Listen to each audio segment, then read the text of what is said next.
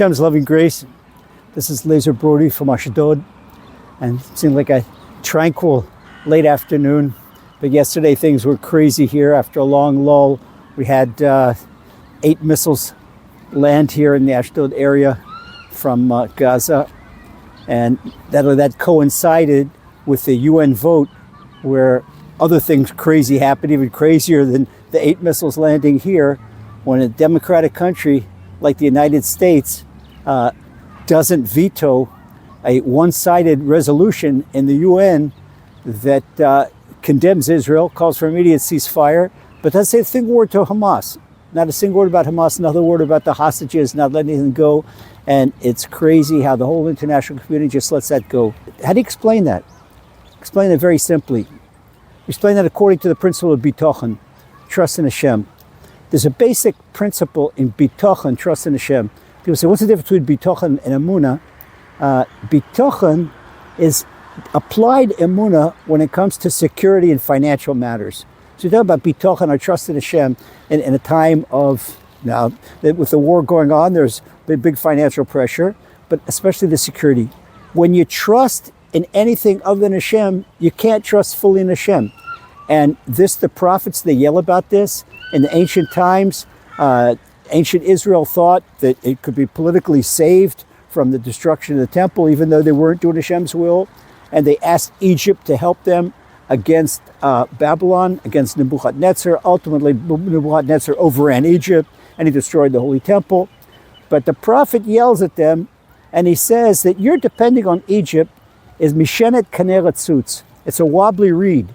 And the thing about wobbly reed, it's not like it's a wood. When a reed breaks, it leaves all types of stickers and it pierces a person's flesh, heaven forbid. And so when a stick breaks, okay, stick breaks. But when a reed breaks, it leaves all types of thorns, it pierces the flesh, and it's no good. So leaning on a reed is even dangerous. So we see anything other than Hashem is a wobbly reed, really a wobbly reed. So if America wants to cut off arms sales, it means that we just turn to Hashem. And Hashem is actually doing us a favor. So anytime Hashem puts a person in a situation where he finds that he can't depend on something, he can't depend on someone, he finds that he can't depend on the doctor, he finds that he can't depend on the lawyer, he finds he can't depend on the accountant, he's got to solve the problem some other way. How do you solve the problem some other way? You strengthen yourself in Bitachon, and trust in Hashem. And this is what King David does, all 150 Psalms, strengthen himself. So this is the lesson. We know that Hashem, everything comes from Hashem.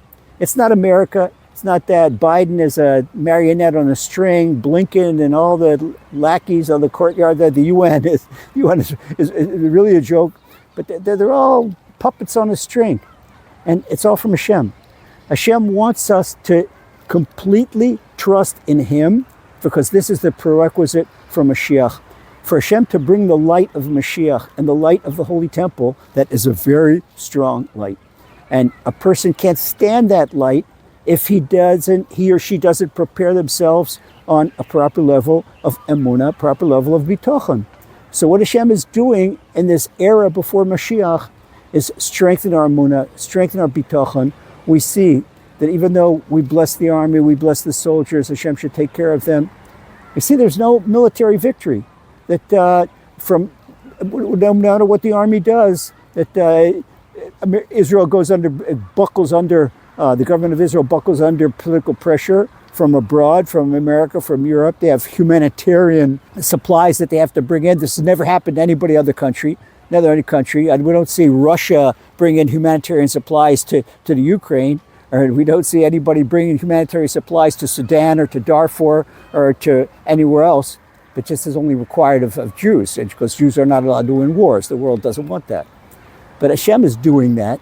And we shouldn't get angry about that. We should be upset. Hashem is doing that to bring us to a point where we trust in Him, because any victory, any success we have is all based on Emunah and Bitachon.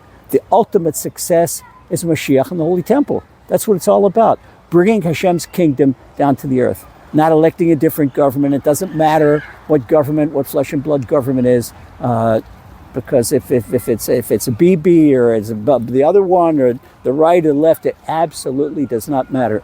And we see this throughout the course of modern Israeli history. See something else, that ever since 1967, when Hashem did a big miracle, and it was for that all of Israel to do tshuva. Israel didn't do tshuva.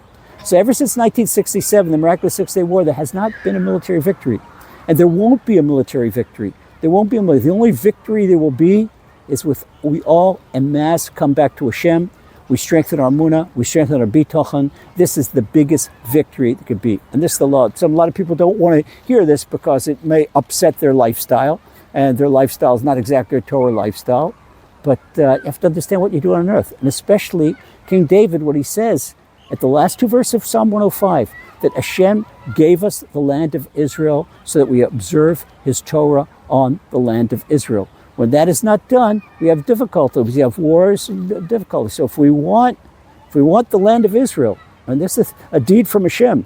Now Ben Gurion raised the Bible in the UN. He says, this is our deed. The Arab country says, well, why are you already taking our land? He says, no, this is our land. But what they forgot is in that Bible, that Torah, there's 613 clauses. And if you say this is our deed, then you have to uphold all the clauses. Because if you don't uphold all the clauses, you're breaking the terms of the deed and you don't deserve the land. And this is the whole reason of diaspora and exile. So if we don't want more diaspora or more exile, we want to bring the Holy Temple, want to finish this war, bring our captives home, we must all take upon ourselves to strengthen our trust in Hashem, strengthen our emunah. And with that, God bless, we're going to see a big redemption and a big miracle before Pesach. B'ezrat Hashem, God bless.